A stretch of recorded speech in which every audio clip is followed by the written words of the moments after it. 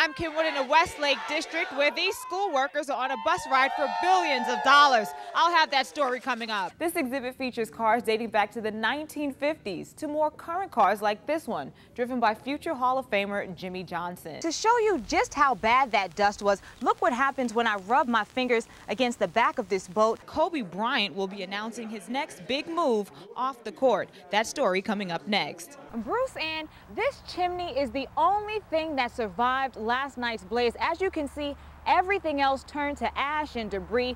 Not only is driving while texting dangerous, it can also be expensive if you get caught. What used to be a $20 fine is now $160 on the first offense. Reporter Kim Wynne joins us now with the story. Kim? Jay, we're in the Westlake District where this union rally is underway. As you can see, dozens of protesters are here who say they're on a mission to save California schools from devastating budget cuts.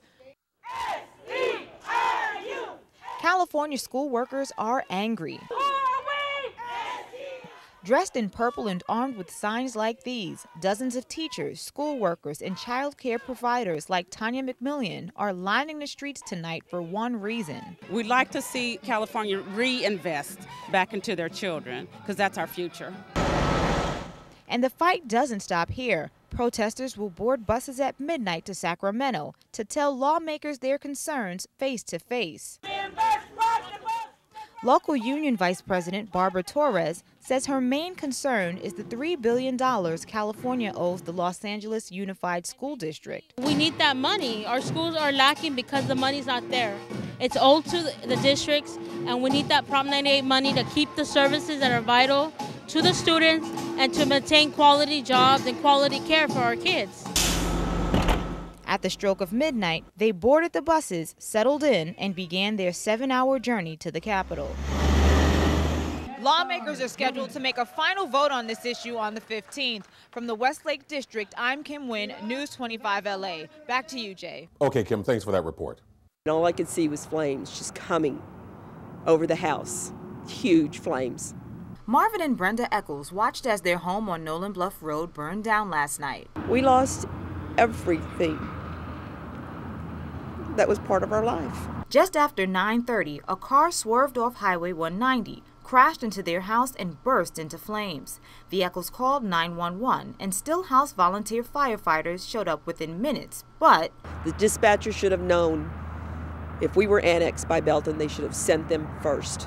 That's the issue here. 2 weeks ago, the area was annexed, making it a part of Belton, meaning Belton firefighters should have been dispatched. Making matters worse, the Eccles say the volunteer group didn't do much firefighting. There was 20 guys out front standing here watching the fire, the volunteer fire department, Stillhouse, and they didn't do a darn thing. They didn't. It was the worst attempt at firefighting I have ever seen. But Stillhouse firefighters say it made no difference who was dispatched first because the house was already a lost cause. There's nothing more aggressive that could have been done, in my opinion.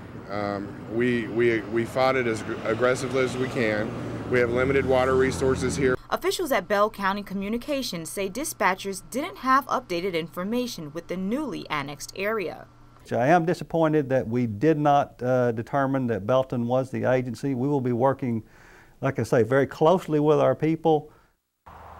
Now, the Bell County Communications Director tells me to prevent this from happening again, dispatchers will have newly updated information by February 3rd. Live from Belton, Kim Wynne, News Channel 25.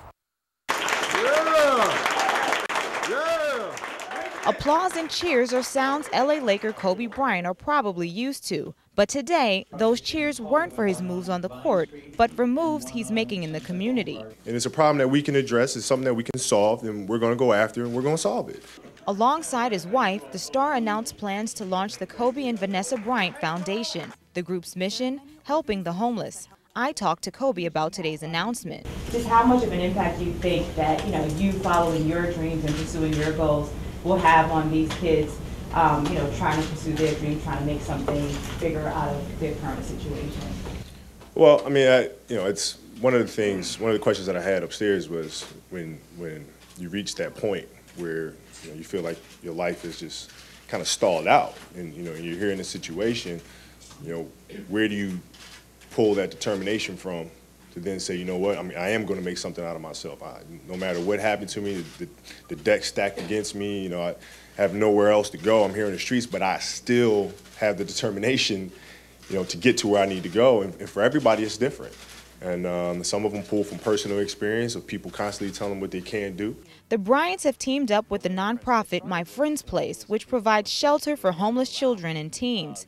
Kobe Bryant, we're so excited to have you here. Executive Director Heather Carmichael says they can use all the help they can get. We're at a time here in Los Angeles that there is growing attention to homelessness, and we really need to make sure that homeless youth are a part of that conversation. To have a champion do that along with us is really going to ensure that those young people get the attention and resources they need. For homeless teens like Ajon Hart, meeting Kobe was an experience of a lifetime. It's actually very inspiring because I know that it is attainable, and and to see him physically there, it's a very powerful motivator. From Hollywood, Kim Wynne, News 25 LA.